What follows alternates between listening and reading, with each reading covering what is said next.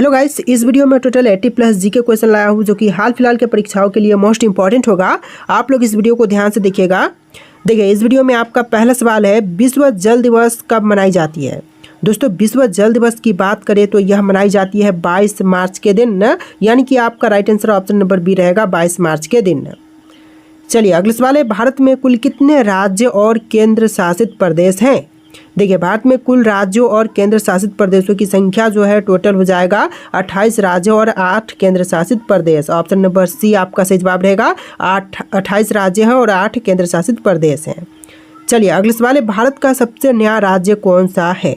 देखिए, इनमें से भारत का सबसे नया राज्य जो बना है यह हो जाएगा Telangana. Option number D Telangana राज्य, जो कि हाल फिलहाल में बना हुआ सबसे नया राज्य है। चलिए नेक्स्ट क्वेश्चन, संविधान दिवस भारत में कब मनाई जाती है। तो संविधान दिवस जो है भारत में मनाई जाती है 26 नवंबर के दिन। ऑप्शन नंबर सी 26 नवंबर, जो कि आपका बिल्कुल सही जवाब है। चलिए क्वेश्चन नंबर 5 है, भारत का पहला न्यूक्लियर टेस्ट कब हुआ था। तो पहला न्यूक्लियर टेस्ट जो हुआ था यह हुआ था 1974 में। ऑप्शन नंबर सी 1974, जो कि आपका सही जवाब है। चलिए नेक्स्ट क्वेश्चन, कन्याकुमारी भारत के किस राज्य में स्थित है। केरल, तमिलनाडु, कर्नाटक या फिर आंध्र प्रदेश में। तो कन्याकुमारी की बात करें तो यह है तमिलनाडु में। ऑप्शन नंबर बी बिल्कुल सही जवाब रहेगा, तमिलनाडु राज्य में। चलिए नेक्स्ट क्वेश्चन, वंदे मातरम गीत की रचना किसने की थी। तो वंदे मातरम गीत के रचयिता इनमें से हो जाएंगे Bankim Chandra Chattopadhyay. Option number B बिल्कुल सही जवाब रहेगा, बंकिम चंद्र चट्टोपाध्याय। चलिए नेक्स्ट क्वेश्चन, काली मिट्टी को और क्या कहा जाता है। देखिए, काली मिट्टी को अन्य दूसरे नामों से जैसे कि जानते हैं रेगुर मिट्टी के नाम से। ऑप्शन नंबर डी बिल्कुल सही जवाब रहेगा, रेगुर मिट्टी। इस वीडियो में टोटल 80+ जी के क्वेश्चन है, वीडियो को ध्यान से देखिएगा। देखिए अगला सवाल है, भारतीय संविधान का अनुच्छेद 370 किस राज्य से संबंधित था। दिल्ली, जम्मू कश्मीर, लद्दाख या फिर सिक्किम। तो 370 अनुच्छेद 370 संबंधित था जम्मू कश्मीर से। ऑप्शन नंबर बी बिल्कुल सही जवाब रहेगा, जम्मू और कश्मीर से। चलिए नेक्स्ट क्वेश्चन, नवोदय विद्यालय किस मंत्रालय के अंतर्गत आता है। देखिए, नवोदय विद्यालय जो है यह अंतर्गत आती है शिक्षा मंत्रालय के। ऑप्शन नंबर सी शिक्षा मंत्रालय, जो कि आपका बिल्कुल सही जवाब रहेगा। चलिए अगला सवाल है, क्वेश्चन नंबर 11, भारत का कौन सा राज्य बौद्ध धर्म का केंद्र माना जाता है। देखिए, बौद्ध धर्म का केंद्र इनमें से मानी जाती है बिहार राज्य। ऑप्शन नंबर बी बिहार, जो कि आपका बिल्कुल सही जवाब रहेगा। चलिए क्वेश्चन नंबर 12 है, भारत में पहला परमाणु ऊर्जा संयंत्र कहाँ स्थापित हुआ था। देखिए, पहला परमाणु ऊर्जा संयंत्र की स्थापना जो है यह हुआ था तारापुर में। ऑप्शन नंबर बी बिल्कुल सही जवाब रहेगा, तारापुर में। चलिए next question, question number 13, Bharat के प्रथम गृह मंत्री कौन थे। तो पहला गृह मंत्री जो बने थे भारत में यह हो जाएंगे Sardar Patel. Option number C बिल्कुल सही जवाब रहेगा, सरदार पटेल। चलिए नेक्स्ट क्वेश्चन, दिल्ली का लाल किला किसके द्वारा बनवाया गया था। तो दिल्ली स्थित लाल किले को बनवाने वाले इनमें से हो जाएंगे Shahjahan. Option number C Shahjahan, जो कि आपका बिल्कुल सही जवाब रहेगा। देखिए, आपका अगला सवाल है, क्वेश्चन नंबर 15, हिंद स्वराज पुस्तक के लेखक कौन है। दोस्तों, इनमें से हिंद स्वराज नामक पुस्तक के लेखक यह हो जाएंगे महात्मा गांधी। ऑप्शन नंबर सी महात्मा गांधी, जो कि बिल्कुल सही जवाब है। चलिए अगला सवाल, भारत में सबसे ज़्यादा जनसंख्या वाला राज्य कौन सा है। देखिए, इनमें से सबसे ज़्यादा जनसंख्या वाला राज्य जो है उत्तर प्रदेश हो जाएगा। ऑप्शन नंबर सी बिल्कुल सही जवाब रहेगा, उत्तर प्रदेश। चलिए अगला सवाल, बद्रीनाथ धाम भारत के किस राज्य में स्थित है। सिक्किम, हिमाचल प्रदेश, उत्तराखंड या फिर उत्तर प्रदेश। तो बद्रीनाथ धाम जो है यह भारतीय राज्य उत्तराखंड में है। ऑप्शन नंबर सी उत्तराखंड, जो कि आपका बिल्कुल सही जवाब रहेगा। इस वीडियो को आप लोग लाइक करके चैनल को सब्सक्राइब कर लीजिएगा। देखिए क्वेश्चन नंबर 18 है, भारत के किस राज्य में गंगोत्री धाम स्थित है। तो गंगोत्री धाम की बात करें तो यह है उत्तराखंड में। ऑप्शन नंबर सी उत्तराखंड, जो कि आपका बिल्कुल सही जवाब रहेगा। चलिए नेक्स्ट क्वेश्चन, भारत में योजना आयोग की स्थापना कब हुई थी। देखिए, योजना आयोग की स्थापना जो है यह हुआ था 1950 में। ऑप्शन नंबर बी 1950, जो कि आपका बिल्कुल सही जवाब रहेगा। चलिए अगला सवाल, अंतरिक्ष में जाने वाली पहली भारतीय महिला कौन थी। देखिए, जो अंतरिक्ष में जाने वाली पहली भारतीय महिला थी इनमें से हो जाएंगी Kalpana Chawla. Option number B Kalpana Chawla, जो कि आपका बिल्कुल सही जवाब है। देखिए अगला सवाल, क्वेश्चन नंबर 21, राष्ट्रीय आय की गणना कौन करता है। देखिए, राष्ट्रीय आय की गणना करने वाले इनमें से हो जाएंगे NSO। Option number C NSO, जो कि आपका बिल्कुल सही जवाब है। चलिए नेक्स्ट क्वेश्चन, चंपारण आंदोलन किस वर्ष शुरू हुआ था? देखिए चंपारण आंदोलन की शुरुआत जो है यह हुआ था 1917 में। ऑप्शन नंबर सी 1917 जो कि आपका सही जवाब है।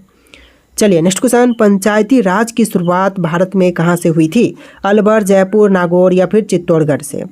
तो आंसर ऑप्शन नंबर सी रहेगा, नागौर से भारत में पंचायती राज की शुरुआत हुआ था। ऑप्शन नंबर सी आपका सही जवाब रहेगा। चलिए क्वेश्चन नंबर 24 है, भारत के किस राज्य की समुद्री तटरेखा सबसे लंबी है?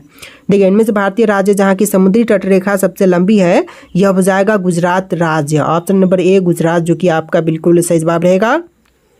चलिए अगला सवाल, क्वेश्चन नंबर 25, विश्व पर्यावरण दिवस कब मनाई जाती है? तो विश्व पर्यावरण दिवस की बात करें तो यह मनाई जाती है 5 जून के दिन। ऑप्शन नंबर सी 5 जून जो कि बिल्कुल सही जवाब रहेगा। चलिए क्वेश्चन नंबर 26 है, चंद्रयान 3 को कब लॉन्च किया गया था? देखिए चंद्रयान 3 को लॉन्च किया गया था 14 जुलाई 2023 के दिन, यानी कि ऑप्शन का बी आपका बिल्कुल सही जवाब रहेगा, 14 जुलाई 2023 के दिन। चलिए अगला सवाल है, भारत का सबसे पुराना हाई कोर्ट कौन सा है? देखिए इनमें से भारत का सबसे पुराना हाई कोर्ट की बात करें तो यह हो जाएगा ऑप्शन नंबर का डी, कलकत्ता हाई कोर्ट, यानी कि आपका आंसर क्या होगा? ऑप्शन नंबर डी बिल्कुल सही जवाब रहेगा, कोलकाता हाई कोर्ट। चलिए अगला सवाल, भारत का पहला परमाणु रिएक्टर कौन सा था? तो इनमें से भारत का पहला परमाणु रिएक्टर की बात करें तो यह हो जाएगा अप्सरा। ऑप्शन नंबर सी अप्सरा जो कि बिल्कुल सही जवाब है। चलिए नेक्स्ट क्वेश्चन, नोबेल पुरस्कार पाने वाले पहले भारतीय अर्थशास्त्री कौन हैं? देखिए जो पहला नोबेल पुरस्कार पाने वाले भारतीय अर्थशास्त्री हैं इनमें से हो जाएंगे ऑप्शन नंबर का C Amartya Sen. Option number C बिल्कुल सही जवाब रहेगा, अमर्त्य सेन। चलिए क्वेश्चन नंबर 30 है, भारत का सबसे बड़ा लोकसभा निर्वाचन क्षेत्र कौन सा है? देखिए सबसे बड़ा लोकसभा निर्वाचन क्षेत्र इनमें से हो जाएगा ऑप्शन नंबर बी लद्दाख। आपका आंसर क्या होगा? ऑप्शन का बी लद्दाख जो कि बिल्कुल सही जवाब है। चलिए क्वेश्चन नंबर 31 है, भारत का कौन सा राज्य भारत का हृदय कहलाता है?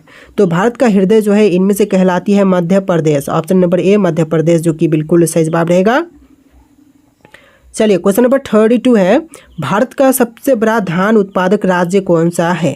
देखिए इनमें से सबसे बड़ा धान उत्पादक राज्य की बात करें तो यह हो जाएगा पश्चिम बंगाल। ऑप्शन नंबर ए पश्चिम बंगाल जो कि आपका सही जवाब है। देखिए क्वेश्चन नंबर 33 है, लोकसभा में अधिकतम कितने सदस्य हो सकते हैं? देखिए लोकसभा में अधिकतम सदस्यों की संख्या हो सकती है टोटल 552। ऑप्शन नंबर सी 552 जो कि आपका सही जवाब है। चलिए क्वेश्चन नंबर 34 है, कानपुर शहर किस राज्य में स्थित है? देखिए कानपुर शहर की बात करें तो यह स्थित है उत्तर प्रदेश राज्य में। ऑप्शन नंबर सी बिल्कुल सही जवाब रहेगा, उत्तर प्रदेश। चलिए क्वेश्चन नंबर 35 है, किस संविधान संशोधन द्वारा पंचायती राज को संवैधानिक दर्जा मिला? देखिए पंचायती राज जिसके अंतर्गत संवैधानिक दर्जा मिला था, संविधान संशोधन हो जाएगा 73वां। ऑप्शन नंबर सी 73वां संविधान संशोधन के अंतर्गत पंचायती राज को संवैधानिक दर्जा मिला था। चलिए क्वेश्चन नंबर 36 है, किस गैस को श्वास गैस कहा जाता है? देखिए इनमें से श्वास गैस जो है कहते हैं ऑक्सीजन गैस को। ऑप्शन नंबर सी ऑक्सीजन जो कि आपका सही जवाब रहेगा। चलिए क्वेश्चन नंबर 37 है, पेंसिल को कौन सा पदार्थ प्रयोग होता है? तो पेंसिल में प्रयोग होने वाले पदार्थ इनमें से हो जाएगा graphite. Option number C graphite जो कि आपका सही जवाब है।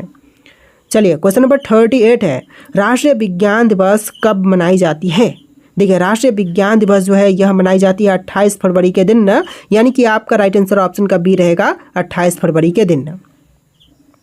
अगला सवाल, भारतीय संविधान का निर्माण किसके नेतृत्व में हुआ था? देखिए भारतीय संविधान का निर्माण जो है यह हुआ था भीमराव अंबेडकर के नेतृत्व में। Option number C doctor Bhimrao Ambedkar जो कि आपका सही जवाब रहेगा। चलिए क्वेश्चन नंबर 40 है, भारतीय संविधान में कुल कितनी अनुसूचियां हैं? तो भारतीय संविधान में अनुसूचियों की संख्या टोटल 12 है। ऑप्शन नंबर बी 12 जो कि आपका बिल्कुल सही जवाब रहेगा। चलिए क्वेश्चन नंबर 41 है, भारत का सर्वोच्च नागरिक पुरस्कार कौन सा है? तो इनमें से सबसे ऊंचे स्तर का यानी कि सर्वोच्च नागरिक पुरस्कार इनमें से हो जाएगा भारत रत्न। ऑप्शन नंबर सी भारत रत्न जो कि बिल्कुल सही जवाब रहेगा। चलिए अगला सवाल है, पिरामिड किस देश में स्थित है? तो पिरामिड जो है यह है मिस्र में। ऑप्शन नंबर सी मिस्र जो कि बिल्कुल सही जवाब रहेगा। चलिए अगला सवाल, टोक्यो किस देश की राजधानी है? तो टोक्यो शहर जो है यह राजधानी हो जाएगा जापान देश का। ऑप्शन नंबर सी जापान जो कि बिल्कुल सही जवाब है। चलिए क्वेश्चन नंबर 44 है, स्टैचू ऑफ यूनिटी किस महापुरुष की मूर्ति है? देखिए स्टैच्यू ऑफ यूनिटी की बात करें तो यह मूर्ति हो जाएगा सरदार पटेल की। ऑप्शन नंबर डी बिल्कुल सही जवाब रहेगा। सरदार पटेल की मूर्ति जो है स्टैच्यू ऑफ यूनिटी है। चलिए क्वेश्चन नंबर 45 है, भारत का कौन सा राज्य तिरुपति मंदिर के लिए प्रसिद्ध है? देखिए इनमें से भारतीय राज्य जो कि तिरुपति मंदिर के लिए प्रसिद्ध है, यह राज्य हो जाएगा आंध्र प्रदेश। ऑप्शन नंबर सी आंध्र प्रदेश जो कि बिल्कुल सही जवाब रहेगा। चलिए क्वेश्चन नंबर 46 है, कांचीपुरम किस राज्य का प्रसिद्ध धार्मिक स्थल है? देखिए कांचीपुरम जो है धार्मिक स्थल इनमें से हो जाएगा ऑप्शन नंबर डी तमिलनाडु राज्य का। ऑप्शन का डी बिल्कुल सही जवाब रहेगा तमिलनाडु। देखिए आपका अगला सवाल है, भूगोल का जनक किसे कहा जाता है? देखिए भूगोल का जनक जो है इनमें से कहते हैं इरेटोस्थनीज को। ऑप्शन नंबर बी बिल्कुल सही जवाब हो जाएगा। चलिए क्वेश्चन नंबर 48 है, भारत के किस राज्य की राजधानी चंडीगढ़ है? पंजाब, गुजरात, राजस्थान या फिर जम्मू कश्मीर?